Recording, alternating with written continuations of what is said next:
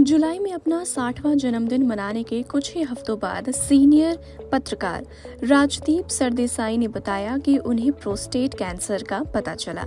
अगस्त में उन्होंने कैंसरग्रस्त प्रोस्टेट को हटाने के लिए एक सक्सेसफुल रोबोटिक सर्जरी करवाई, जिसके बारे में जानकारी उन्होंने अपने हाल ही के व्लॉग में शेयर की है। भारत में प्रोस्टेट कैंसर पुरुषों में दूसरा सबसे ज्यादा पाया जाने वाला कैंसर है, खासकर बुजुर्ग पुरुषों में। और अगर इसे शुरुआती अवस्था यानी कि शुरुआती दिनों में पहचान लिया जाए तो इसकी 5 साल की सर्वाइवल रेट काफी ज्यादा हो जाती है। अपने डेली व्लॉग यानी कि straight back with Rajdeep Sardesai ने अपने एक्सपीरियंस को शेयर किया है। उन्होंने कहा, इंग्लैंड और भारत के बीच चल रही रोमांचक टेस्ट सीरीज देखने के लिए जो छुट्टी मैंने प्लान की थी वो अब एक अस्थिर गर्मी में बदल गई थी, जिसमें अनजान भविष्य के प्रति बढ़ती चिंता और घबराहट थी। इतना ही नहीं, राजदीप सरदेसाई ने बताया कि उनके बेटे, जो कि एक सर्जन हैं, की दिलासा देने वाली बात उन्हें हमेशा हिम्मत देती थी। उनका बेटा उनसे कहता था, अगर तुम्हें कैंसर है पापा, तो प्रोस्टेट वाला शायद सबसे बेहतर है। ये धीरे बढ़ता है और पूरी तरह से ठीक किया जाता है। लेकिन आपकी जानकारी के लिए बता दें कि जर्नलिस्ट ने रोबोटिक सर्जरी करवाई और अब वो पूरी तरह से ठीक है। लेकिन रोबोटिक सर्जरी होती क्या है, चलिए आज की वीडियो में जानते हैं। रोबोटिक सर्जरी, जैसे नाम से ही पता चल रहा है, रोबोट, लेकिन इसमें रोबोट नहीं होता, बल्कि ये एक कंप्यूटर कंट्रोल्ड मशीन सिस्टम होता है जिसे सर्जन खुद कंट्रोल करते हैं। डॉक्टर एक कंसोल पर बैठकर इस मशीन के रोबोटिक आर्म्स को चलाते हैं। इन आर्म्स के सिरों पर लगे छोटे डिवाइसेस और कैमरा ऑपरेशन के दौरान शरीर के अंदर छोटे से छोटे लेवल पर काम किया जाता है। ये पूरा प्रोसेस मिनिमली इन्वेसिव सर्जरी कहलाती है, यानी शरीर को कम से कम काटा जाता है। दूसरा सवाल उठता है कि प्रोस्टेट कैंसर में रोबोटिक सर्जरी कैसे की जाती है।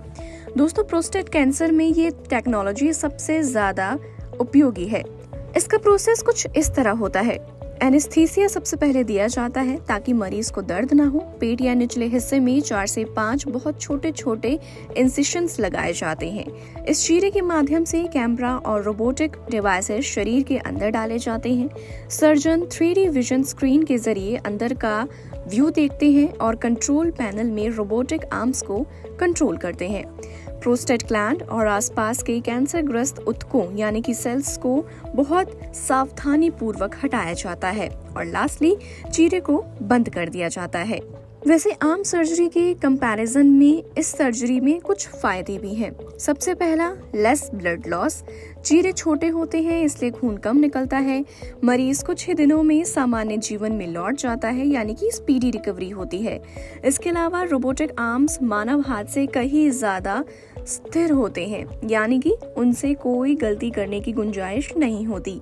छोटे चीरे होने की वजह से दर्द भी बहुत कम होता है और निशान तो लगभग न के बराबर होते हैं। अब एक और अहम सवाल जो हर किसी के मन में आता है कि क्या हर मरीज के लिए ये सर्जरी सही है। डॉक्टर्स की माने तो हर मरीज के लिए रोबोटिक सर्जरी सही नहीं होती। ये ऑप्शन और ये फैसला डॉक्टर मरीज की उम्र, कैंसर के स्टेज और हेल्थ सिचुएशन के साथ साथ बजट को देखकर किया जाता है। अगर फीस की बात हो रही है तो प्रोस्टेट कैंसर में रोबोटिक सर्जरी की कीमत तकरीबन 2 लाख से लेकर 6 लाख तक की होती है, जो हॉस्पिटल, सिटी और केस की सीरियसनेस पर डिपेंड करता है। तो उम्मीद है कि आपको आज की वीडियो जरूर पसंद आई होगी और भी ऐसे इन्फॉर्मेटिव वीडियोस को देखने के लिए आप जुड़े रहिए हमारे साथ। तब तक के लिए नमस्कार।